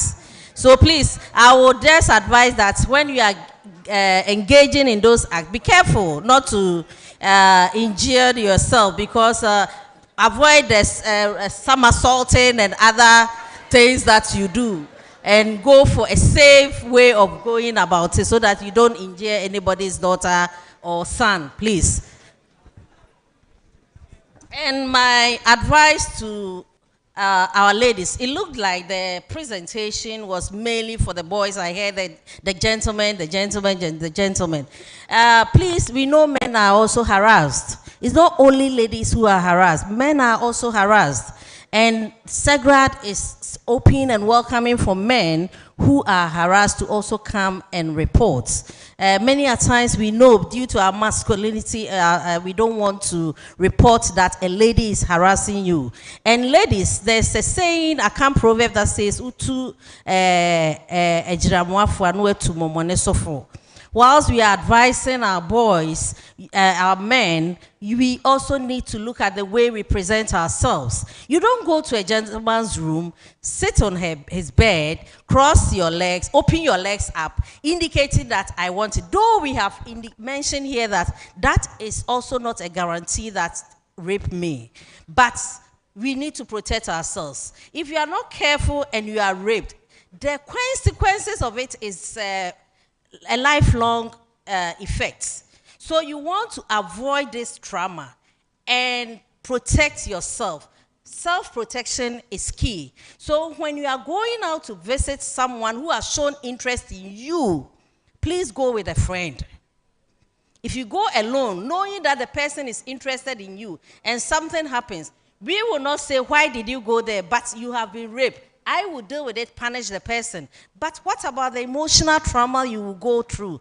So protect yourself. Our clothing, we all agree men are moved by sights, by what they see. That doesn't mean that they should rape us, but some will rape you and be punished. To avoid being raped, forget about they being punished. To avoid being raped, please dress modestly, decently. Your values, we know some of you wear clothes that you can't take the clothes back home.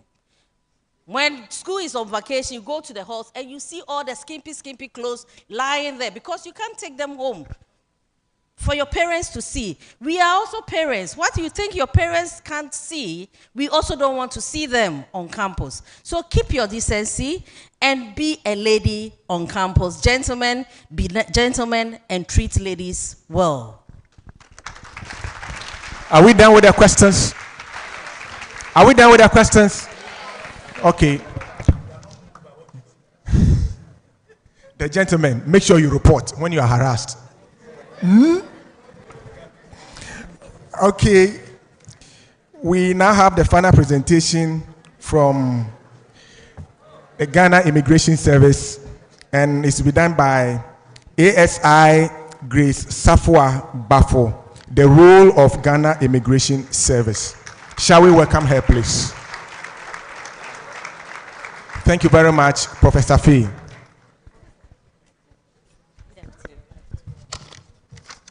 Good afternoon to us all. Prof, respectfully permit me to stand on the existing protocols. I am ASI Grace Safwa Bafo from the Ghana Immigration Service. And when we talk about immigration, I know most of us back in our schools, we learn about migration. And we all have the explanations to migration, but I will touch on it small. Migration is the movement of people across boundaries. It may be internal or external. The internal ones are from your rural to urban areas or urban to urban areas. It can be anything. But the Ghana Immigration Service, ours, we emphasize on the external travels. That is you leaving the country. So I'm here today to talk about the role of Ghana Immigration Service. The role of Ghana Immigration Service is to regulate and monitor the exit, entry, and employment of foreigners in the country. I know most of you will be wondering where the exits and entry points are. When it comes to Ghana, our entry and then exit points is the airport and the borders. The airport and the borders. For someone to exit the country or enter the country, these are the two places, or the sea, probably, that you can use.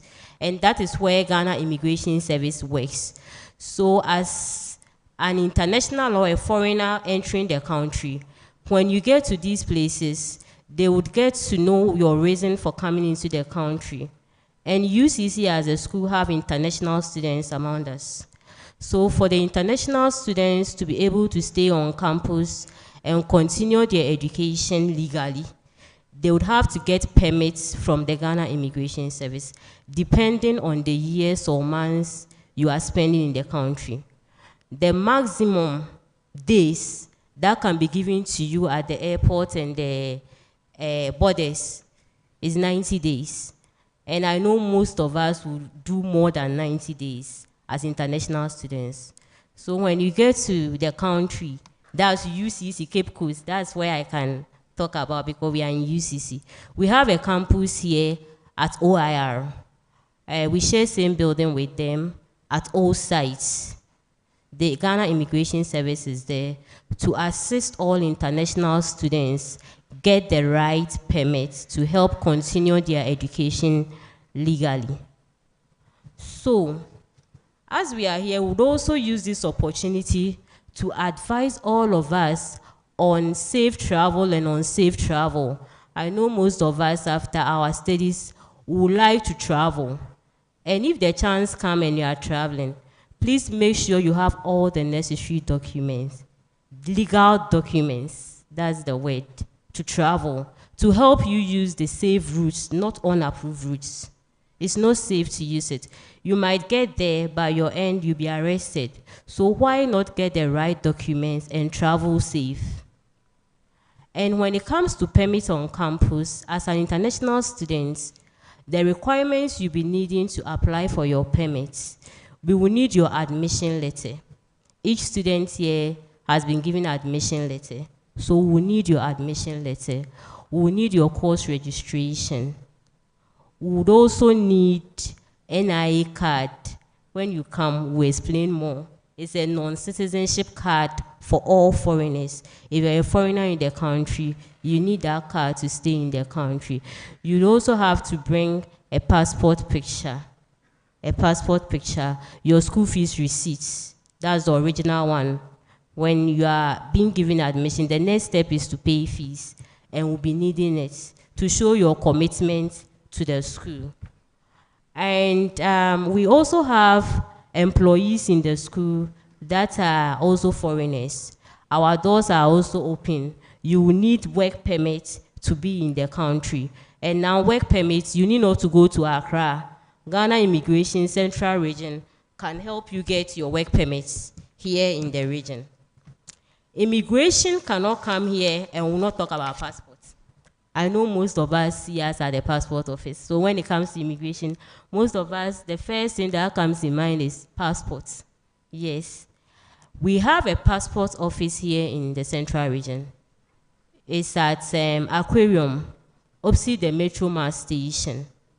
So, my advice to all of us, as we are in Cape Coast, and we'll be doing more than 2, 3, 4 years, let's use this opportunity to apply for our passports. I know most of us back at home, we are in the district, the municipalities, we don't have passport offices there, we have to travel. But here you are fortunate, less than 20 cities or less, you get to the passport office to apply for, to go into through your vetting and other things. So as I'm here, I'll guide us on how we can apply for our passports. Now we all use smartphones. You log into passport application online. You see sign up. You can either sign up with your phone number or your email, and you follow the processes and apply for the passport. We have 32 pages, which is 500 Ghana cedis. And we have 48 pages, which is 644, depending on how you travel. Maybe you are someone who travel a lot and you need more. So you look at the one that will suit you. Please, let's not wait for the opportunity before we apply for our passports. Let's do it now, so that you have ample time to wait for your passports. And to my international students, our doors are open to receive you. Please don't wait till you get a penalty and come for a plea. Some of you might think you can have your way through, but no matter what, the day you exit the country, whatever penalty you have will be calculated by Ghana Immigration Service and you pay to the country. So, why not use less amounts, apply for your passport in a year, than even pay more for just 1 month's penalty? Please, let's advise our colleagues, if we get colleagues that are international students, to come and apply for their passports. I think this is all we have for you. We'll leave our contact behind. Should you need any clarification, you can call us to clarify. I'm ready for questions too. Thank you. We say thank you to Ms. Bafo. Questions, please. Do we have any question for her? Okay, there's a hand.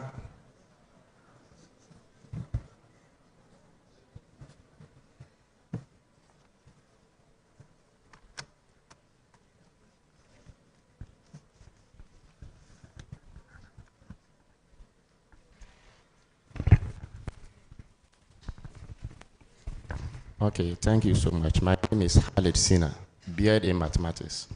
I want to know the passports, when you apply, how many months will it take for you to get it? Thank you. Okay, thank you for your question. When it comes to the passports, when you go to the passport office, they will give you 12 weeks, which is roughly 3 months, for you to be ready. But we work with machines, we work with human. You can't tell what might happen. So it may exceed or come earlier, depending. So one cannot give you the exact day your passport can be ready. That's why I said, since you are in campus, and now maybe most of you would have 3-4 years to complete, you have the time being in the country, just apply. Even if it will take 2 years, you can wait for it, put it down. As and when the need arises, you go in for it. Thank you.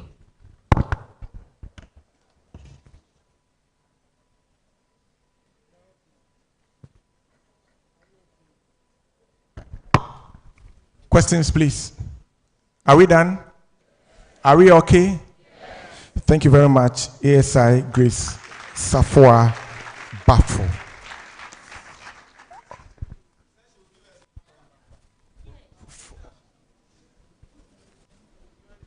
Okay. Thank you for the clarification. Please, my contact 0240 0240 49 39 04 0240 49 39 04. And as I said, we are on campus, all sites. Anyone you ask will direct you there. Thank you.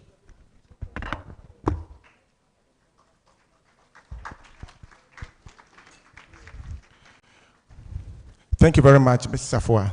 We shall take our closing remarks from the chairperson, Professor DTHA.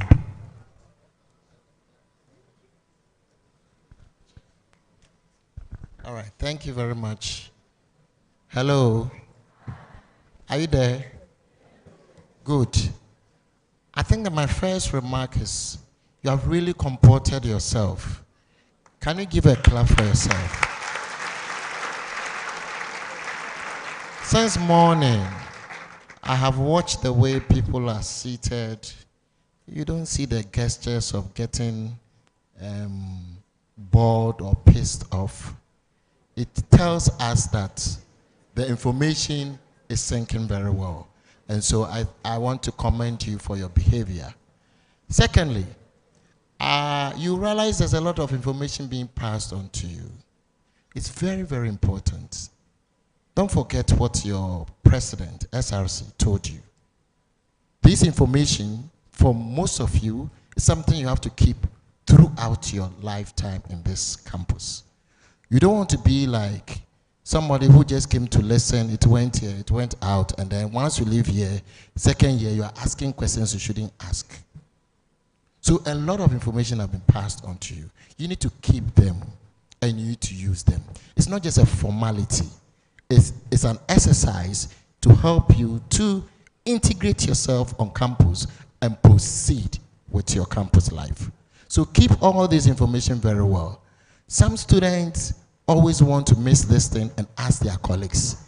It's very dangerous. Always the first source of information is very important. So I want to encourage you to keep this. Those ones you have to write them down, and make use of the information. Where you have to visit, visit. Where you have to call, call. Don't go and ask your friends. On this note, I thank you once again for coming, and thank you once again for comporting yourself so much. I hope that we'll see your face tomorrow for another very exciting and engaging session. Thank you very much. Thank you very much, Professor. The program continues tomorrow, same venue.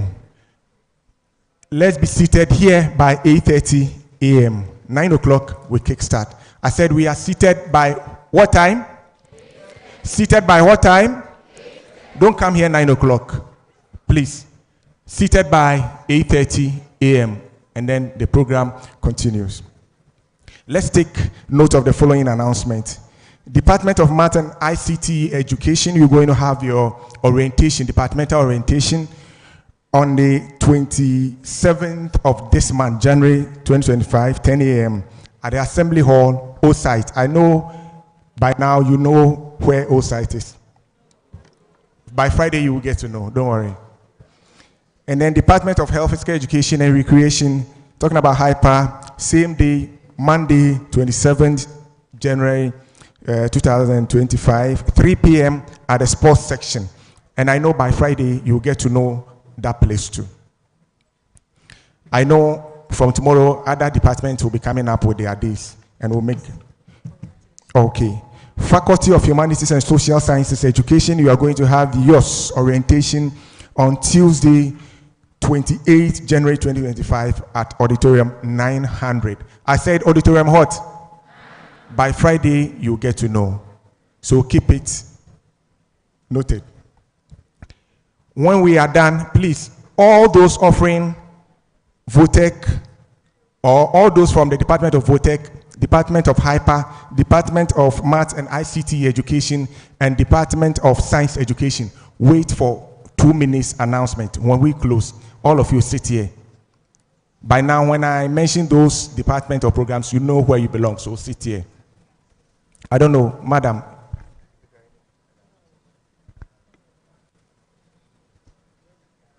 We have Reverend Professor Kankambwedu here to give us the closing prayer. Let us stand up as we register our appreciation to God. And so, Father, we want to thank you once again. We did start with your name, and this is how far you have brought us. We pray that things that we have learned here will get stuck into our minds so we'll be able to use them. Help us find solace in the University of Kikus. So at the end of the day, that your presence will go with us. We ask you through Christ our Lord. Amen. Thank you all for coming. Have a blessed day. Tomorrow we continue. God willing. Faculty of Science and Technology Education, Votech, Science, Mathematics, ICT Education, Hyper, Science Education. Please come forward. Quick information. Come forward.